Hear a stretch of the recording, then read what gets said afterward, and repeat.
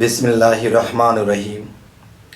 হে সমস্ত জগতবাসী, হে সমস্ত ধর্মান্তরের সমস্ত লোক, যারা ধর্মে আছেন, যারা ধর্মে আছেন না এবং যারা ধর্মে আসবেন, সকল স্তরের লোকেদের জন্যই আজকে আমার এই আলোচনা।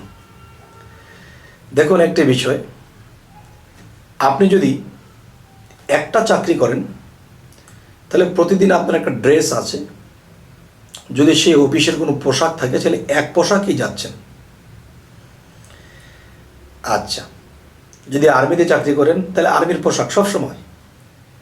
পুলিশে চাকরি করেন, পুলিশের সবসময় ভূমিকা। দেখেন, আজকের আলোচনাটি হবে কি, যে আল্লাহ নিরাকার, আল্লাহ দেখা যায় না, এই যে কথাগুলো ঠিক নয়। যেমন মনে করেন, আল্লাহর রূপের কোনো শেষ নেই, আল্লাহর রূপের কোনো অন্ত নেই। আপনার আর আমার আছে, শেষ আছে। যেমন আপনি ছেলে হন বা মেয়ে হন, আপনি যখন পুলিশে চাকরি করেন তো পুলিশের ডিউটি করতে করতে করতে করতে সারা দিন কাটিয়েছেন, সন্ধ্যায় বা বিকালে বাসায় এসে হতাশ করে পড়েছেন, আর শরীর কুলাচ্ছে না। তো ওখানে পোশাকধারী হয়েছিলেন, কেউ স্যার বলেছে, কেউ পুলিশ অফিসার বলেছে। বাড়িতে যখন ফিরে এসেছেন, বাড়িতে যখন আপনি ফিরে এসেছেন, এখন আপনার ছেলে বলতেছে, বাবা কেমন আছো বাবা, খাবার দাবার খাও। মেয়ে বলতেছে বাবা, এবং তার মা এসে বলে, ছেলে এটা এসেছে, এসো বাবা। এক একজনে এক এক ভূমিকা ডাকতেছে। আচ্ছা, তা আজকের মূলত কথাটা হলো কি, হিন্দু, বৌদ্ধ, খ্রিস্টান, মুসলমান, ইহুদি, নাসারা, সমস্ত ধর্ম, এক এক ধর্মের মধ্যে আল্লাহ এক এক রূপে এক একভাবে আছে। যেমন হিন্দু ধর্মের আরেকটা নাম হলো সনাতন ধর্ম। সনাতন শব্দের অর্থ কি? পুরাতন সত্য। হিন্দু ধর্মের নাম হলো পুরাতন সত্য। তাহলে পুরাতন সত্য যদি হয়ে থাকে, তাহলে পুরাতন তো আছেই, সাথে সত্য আছে, তার মানে ধর্মটা সত্য, এটাই বোঝানো হচ্ছে। তাহলে এখন যে কথাটি বলবো, মুসলমান ধর্মে আল্লাহ আছে কোন রূপে? হিন্দু ধর্মে আল্লাহ ঈশ্বর নামে পরিচিত কোন রূপে? খ্রিস্টান ধর্মে আল্লাহ গড কোন রূপে? তাহলে গড, ঈশ্বর, ভগবান, আল্লাহ, যাই কিছু বলি, তাহলে এক এক জায়গায় এক একটা নাম ধরেছে, এক একটা জায়গায় এক একটা রূপ ধরেছে। এই নাম এবং রূপে তিনি এই বিশ্ব জগৎ পরিচালনা করতেছেন। আমি একটা কথা বলে থাকি, যে মানুষ যখন মুসলমান হয় তখন কালিমা পাঠ না করলে কিন্তু মুসলমান হতে পারবে না। যে এক এক দেশে, এক এক ডিস্ট্রিক্টে, এক এক কান্ট্রিতে এক এক রকম ভাষা, এবং এক এক কান্ট্রিতে যে এক এক নিয়ম কানুন, আলাদা আলাদা ধর্ম। যে কথাটি বলতে চাচ্ছি আজকে, যে লা ইলাহা ইল্লাল্লাহু মুহাম্মাদুর রাসূলুল্লাহ, তার মানে নাই কোনো মাবুদ আল্লাহ ছাড়া, হজরত মুহাম্মদ সাল্লাল্লাহু আলাইহি ওয়াসাল্লাম আল্লাহর প্রেরিত বান্দা ও রাসূল। তাহলে এই কালেমাটা যখন মানুষ পাঠ করে তখন মানুষটি মুসলমান হয়, ইসলাম ধর্মে দাবিত হয়। এই কথাটুকু কেউ যদি স্বীকার করে, বিশ্বাস করে। এবার আসি হিন্দু সম্প্রদায়, হিন্দু বা সনাতন ধর্মে গেলে এই কথাটি কি, লা ইলাহা ইল্লাল্লাহু মুহাম্মাদুর রাসূলুল্লাহ, এই কথাটিকে অন্য একটি ভাষায় বলতেছে। কি বলতেছে? এক ঈশ্বর, দ্বিতীয় নাস্তি, এক মেবাদি, দ্বিতীয়াং ওং বিষ্ণু নারায়ণাং। অর্থ কি? নাই কোনো মাবুদ আল্লাহ ছাড়া। হজরত মুহাম্মদ সাল্লাল্লাহু আলাইহি ওয়াসাল্লাম আল্লাহর প্রেরিত বান্দা ও রাসূল। এখানে কি বলা হচ্ছে? এক ঈশ্বর, দ্বিতীয় নাস্তি, এক মেবাদি, দ্বিতীয়াং ওং বিষ্ণু নারায়ণাং। অর্থাৎ এক ঈশ্বর ছাড়া দ্বিতীয় কোনো ঈশ্বর নাই। সেখানে কি বলেছে? আল্লাহ ব্যতীত কোনো মাবুদ নাই। এক ঈশ্বর ছাড়া দ্বিতীয় কোনো ঈশ্বর নাই। আবার কি বলছে? ঈশ্বরের স্বরূপ ঈশ্বর ভগবান শ্রীকৃষ্ণ। আর এখানে কি বলা হচ্ছে? নাই কোনো মাবুদ আল্লাহ ছাড়া। হযরত মুহাম্মদ সাল্লাল্লাহু আলাইহি সাল্লাম আল্লাহর প্রেরিত বান্দা ও রাসূল। এই যে বান্দা ও রাসূল, মুহাম্মদ জন্ম নিয়েছে, আর রাসূল যে একটা পাওয়ার, এটা মুহাম্মদ সাল্লাল্লাহু আলাইহি সাল্লাম কামাই করে নিয়েছেন এই টাইটেলটুকু। আর টাইটেলটুকু যে কামাই করেছে সেটাই হলো রাসূল পাওয়ার, ওয়ালানিওয়াল পাওয়ার। তাহলে রাসূল যখন মুহাম্মদের সাথে মিশেছে রাসূল পাওয়ারটা, তখন রাসূলের সাথে কিন্তু আল্লাহ মিশে আছে। তারা দুই মিললে একাকার, আর রাসূল মুহাম্মদের সাথে মিলে একাকার।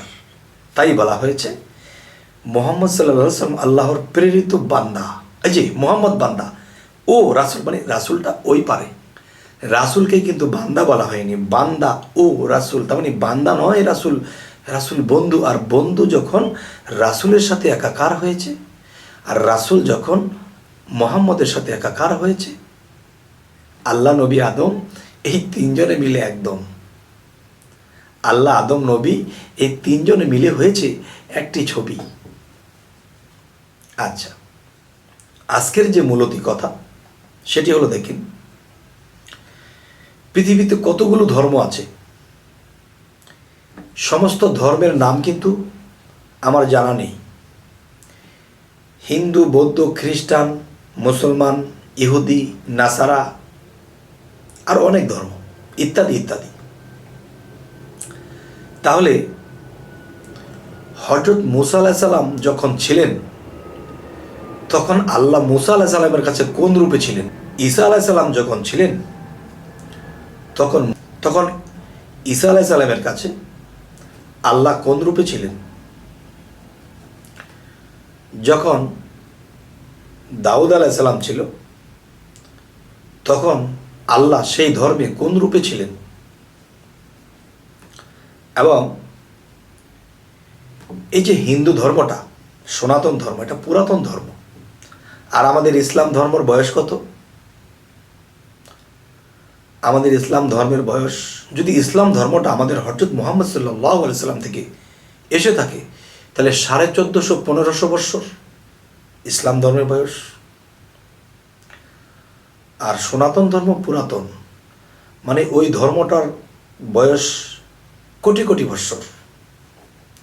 যাই হোক, এখানে যাব না, অনেকে মানবে অনেকে মানবে না। শ্রীকৃষ্ণ 5000 বছর আগে এসে গিয়েছিলেন, 14.5 থেকে 1500 বৎসর আগে হযরত মুহাম্মদ সাল্লাল্লাহু আলাইহি সাল্লাম এসে গেছিলেন।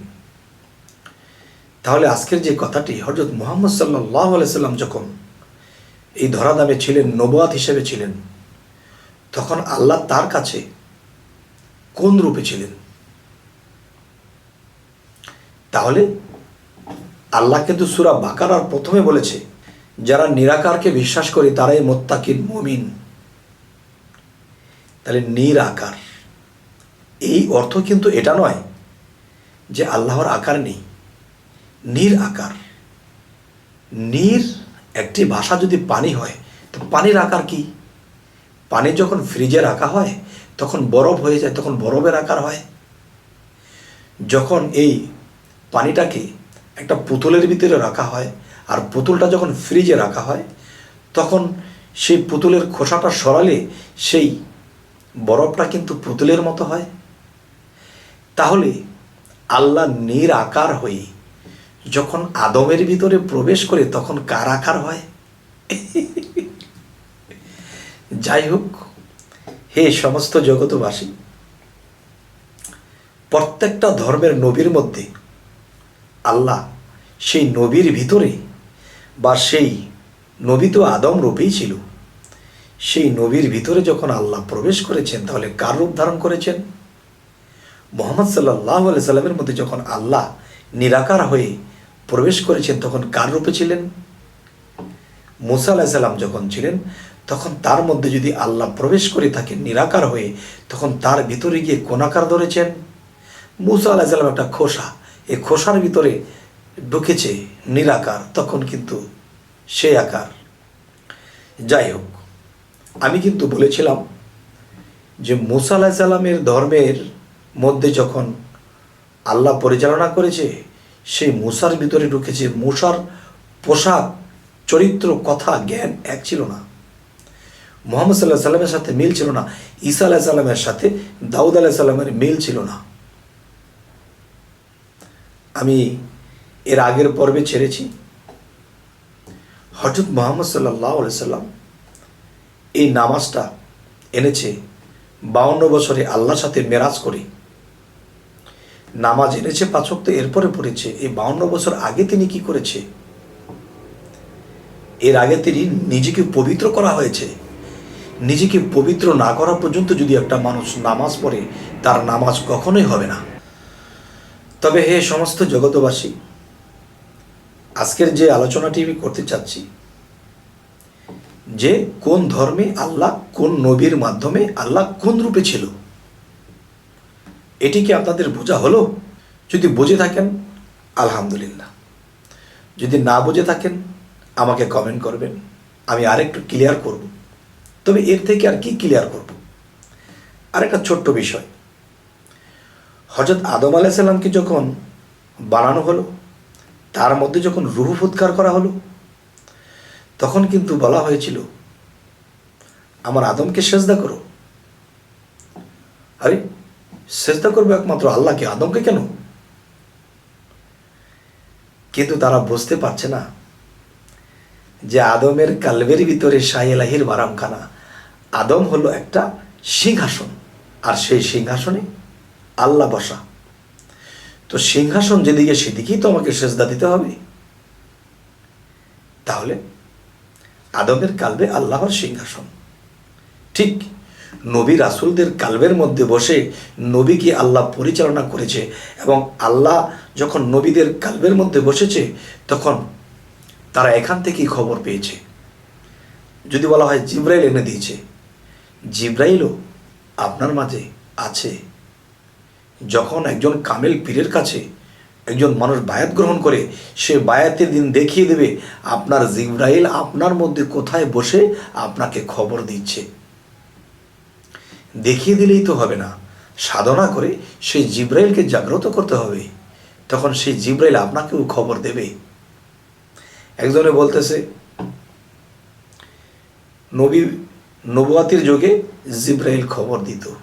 তখন আমি বলতেছি নবুয়াতির যুগে খবর দিত, তাহলে নবী মুহাম্মদ সাল্লাল্লাহু আলাইহি সাল্লাম যখন দেহ ত্যাগ করেছেন তখন কি জিবরাইলও মারা গেছে? না না, জিবরাইল মরেনি। তাহলে সে কি করে?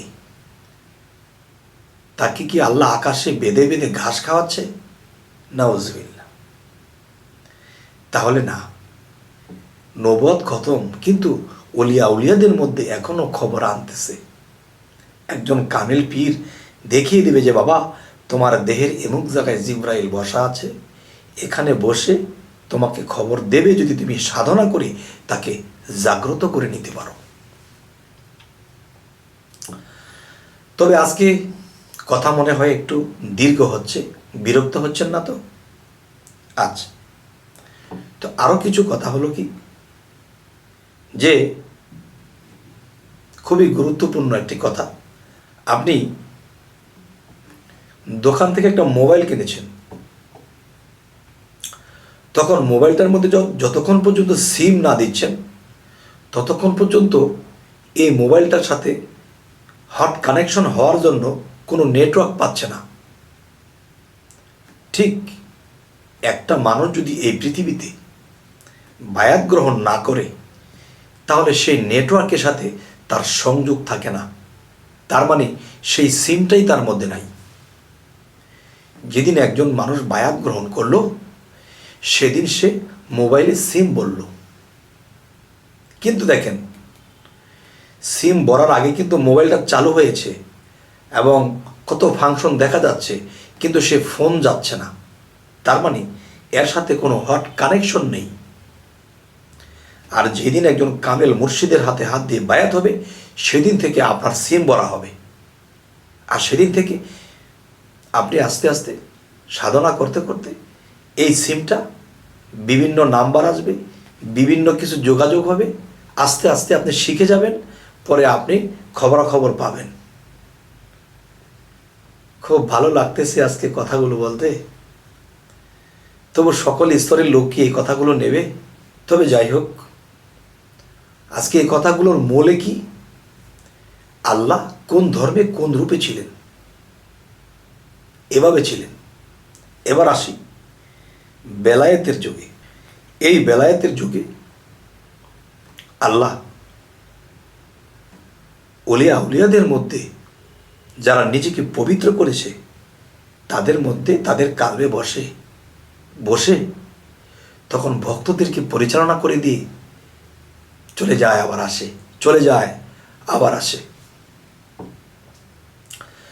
তবে বোঝা গেল ওলিয়া উলিয়াদের মধ্যেও কিন্তু রূপ আছে। নীরের মতো আসে। নীর যখন বরফ হয় তখন একটা আকার ধরে। ঠিক সেই বনি আদম ওলিয়া উলিয়া হয়েছে, নিজেকে পবিত্র করেছে, সেখানে গিয়ে তার রূপে পরিচালনা করে যায়। যেমন বড় পীর সাহেব, তাকে দাওয়াত করেছিল 60 জন ভক্ত, 60 জনের দাওয়াত নিয়েছে। তাহলে বড় পীর 60 জন হয়ে 60 জন ভক্তের বাড়িতে গিয়ে ইফতারি করে এসেছে একই সময়ে। বলতে চাই, মাটির দেহ তো একটা, তাহলে ভাত মাছ কিংবা ইফতার করতে গেলে পেঁয়াজি ফুলুরি কত কিছু খেয়েছে, তো মাটির। তাহলে মাটির দেহ তো একটা ছিল, তাহলে ওই ইফতার খেয়েছে কিভাবে জানেন? আমি একটু বলবো। তখন ভক্ত দেখতেছে আমার বড় পীর খাইতেছে, তিনি দেখতেছে আমার বড় পীর খাইতেছে, কিন্তু সে দেখতেছে বড় পীর খাইতেছে, কিন্তু ভক্তের মুখে যাইতেছে, ভক্তের পেটে খাবার যাচ্ছে। তখন গুরু চলে গেল। ভক্ত বলল, আমি তো খাইলাম না, কিন্তু আমার পেট ভরা কেন? ভক্তের মুখে খেয়ে সম্পিট দিয়েছে। তাহলে এক আল্লাহ এই বিশ্বব্যাপী সমগ্র রূপে রূপান্তর হতে পারে। ওলি আউলিয়া কামেল পীরের ভিতরে গিয়ে